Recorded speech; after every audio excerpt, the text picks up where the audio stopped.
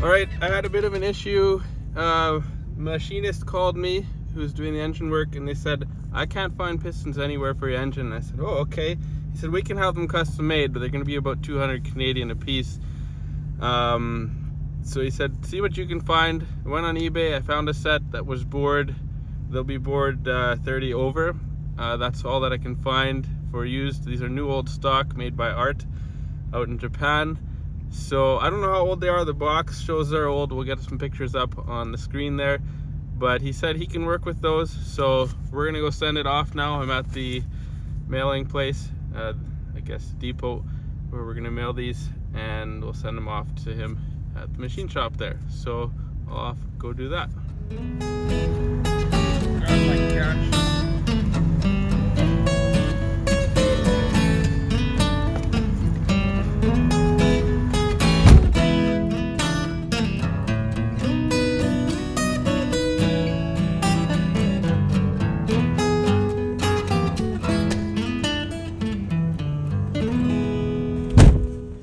Got her done? All done, and of course we had to get one of these good drinks here. Alright, so we're getting these brake lines all tight here, hey? You were asking me what some of these parts were here, right? Which parts were you asking about?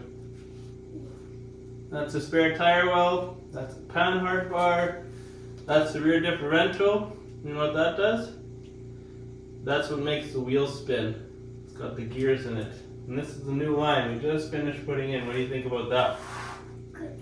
We should make sure it's not rubbing, hey? Alright. There we go. Good job to us, right? Okay guys, girls. We're at Tony's shop here working on the snake. And like I said, if you have a better name for it, go ahead and shoot us something in the comments. But we got glass in here. This one went smoother, as did that one, then putting it, I'm talking about the front one, then putting it in the blue car because we had no headliner. It was like first try for both of them. And then we just, not going to put trim on there, we just put a little bit of liquid butyl into there of sorts. We've got specialty, if Tony wants to get in here with the camera, specialty taillight deletes for now until we build taillights. They're duct tape painted. Sexy. And I don't know if Tony wants to show them the nice windshield that we put in, or we just Yeah, sure. This is what we have. Same thing, put it in. Cracked up top when I was trying to tap it into place up there. Big spider web. There was a chip place and then it's really spread. Other than that, it's good. Also, I deleted the instrument cluster. Since I had the instrument cluster out, I deactivated the speaker on it so we don't hear all about all our doors being open and stuff. Yeah. And this is not Tony's problem, guys, this crack. We got cracks down the side. Yeah, so there's a couple. I don't know if you can see in here. These are the ones I did. Well, I mean, there was chip there, but it wasn't spiderweb like that. There's a chip, where is it? There somewhere? There's big chips in there. And then down there, there's some more on that side. Yep, so. But the only reason we put this in is, these are $600, and we're not ready to spend that on here. Yeah, we'll see if we can find one cheaper someday, or once we really need it, then we'll buy it. Yep, so now we can ride without getting grasshoppers in somebody's eyes. Yeah, for sure. So we'll see if it stays in while we drive. There shouldn't be any body flex with our chassis. So yeah, see.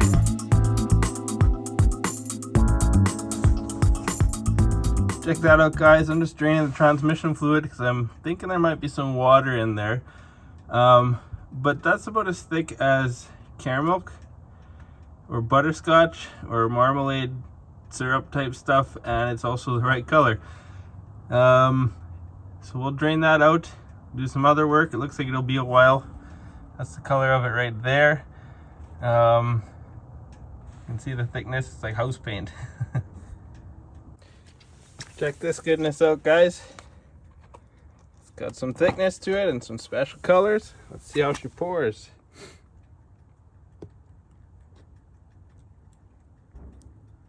Ah, house paint.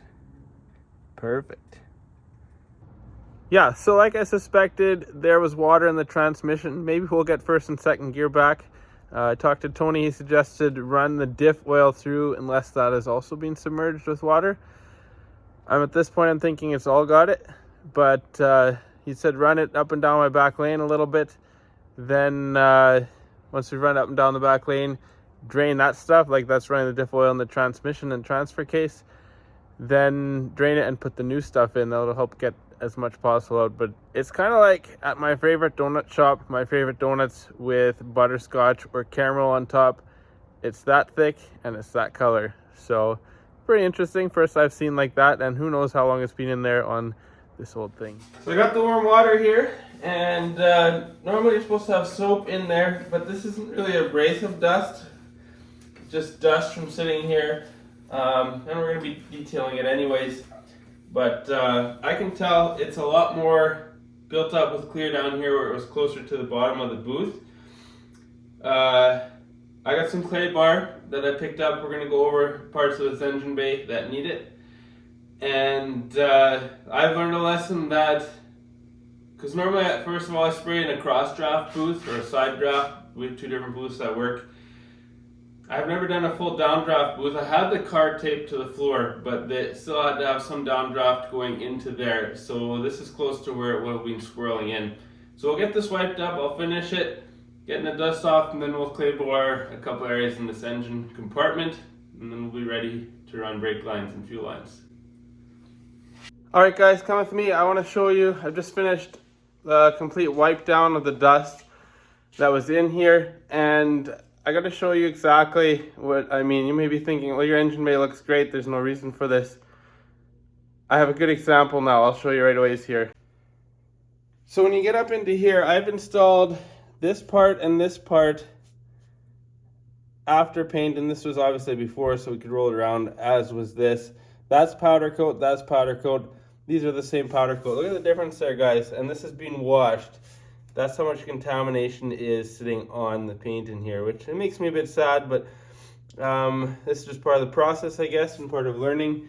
So yeah, we're gonna detail a bunch in here, and we'll get back to you guys on that, and maybe a little update through the progress of this. Picked up this kit here. It's got 2 clay bars in it. The mother's detailing polish. It's just a quick detailer. You can use it to do a quick shine before a car show. Polishing rag. And I've thrown in this Ziploc bag to put these into as I use it. And this is just the package here. So yeah, that's what I'm going to use to go over stuff in the engine compartment, see if we can get a real smooth. You can actually see it's not like shiny like the bodywork here. It's got a bit of dullness to it. So you can see here, that's the shine it should be having versus there you can see it's kind of dulling back a bit. So hopefully we don't get too much marring out of this in the paint. If we do, I guess I'll have to get a little polisher and polish some of that back.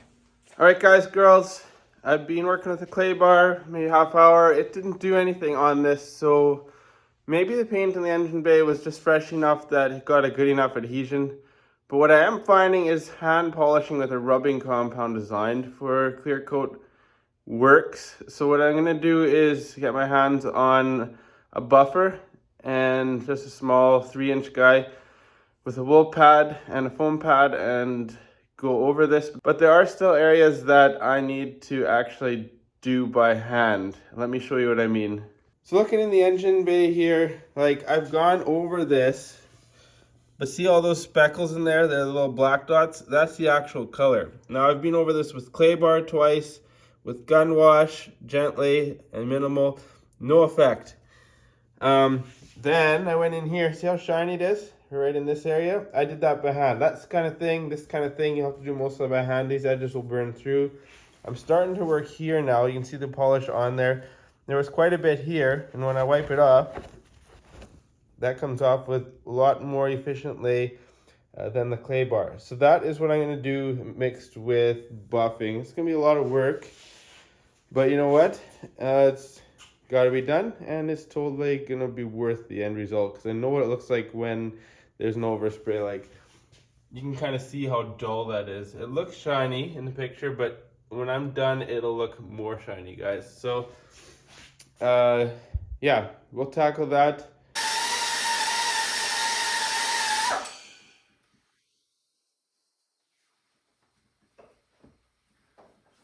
All right, guys and girls, I got the solution.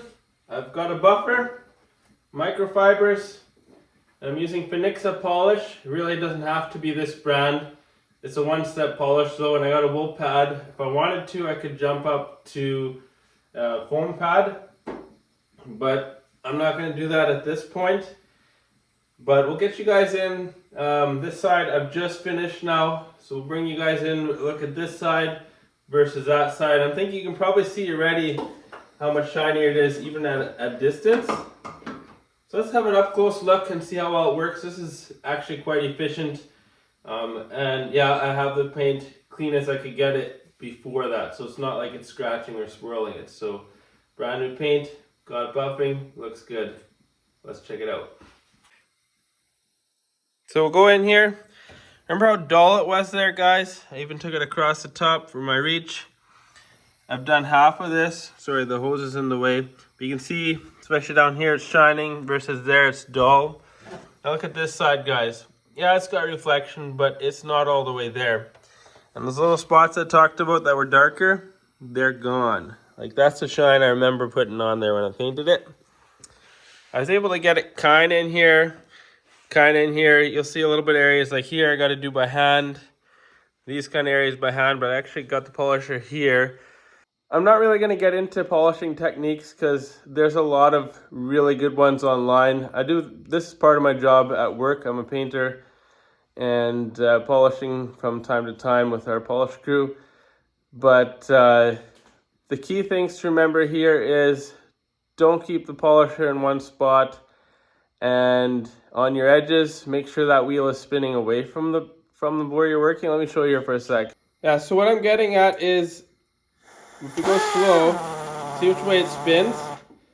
Now, if you were to take that onto, let's pretend you're doing your body panel, which I'm not touching right now, and I hit it like this, you're going to burn that edge off right away as the paint's gone. You want to make sure if you come up to an edge, you're going that way. You're letting this side where my finger is there do the work, and it's light and it's gentle, and you're going with it. So I'm going to finish up this side and we'll get you guys having a look at it when it's done. So take note, that is the shine level you get. We'll get one up close for you here.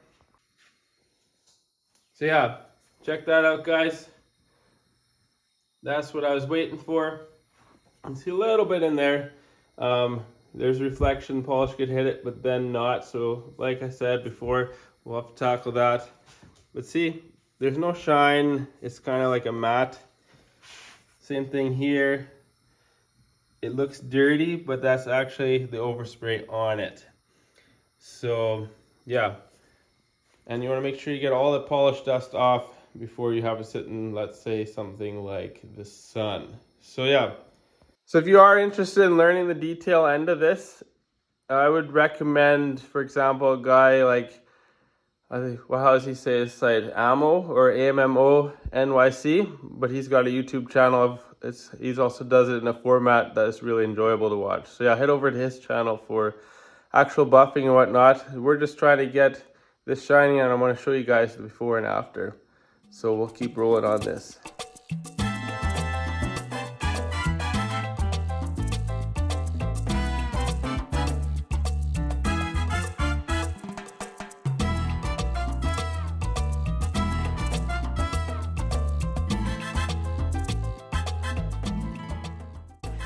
Yeah, so here's a close-up, guys. You can see the shine is back. Definitely back. I love it. Just something about this blue just really stands out to me.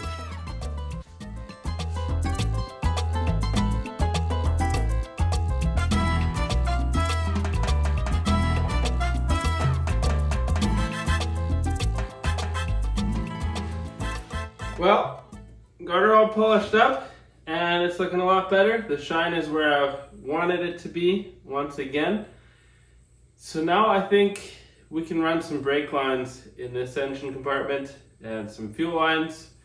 Maybe throw the coil in here, have that ready to go for when the engine comes, you know, get whatever possible done for this engine bay. Feels good. We're getting pretty close in this car actually, so that's pretty neat. Really it's just waiting on the engine at this point. So whenever that engine comes back, we'll get it together, put it in the car, and we'll get it running. So yeah, good progress.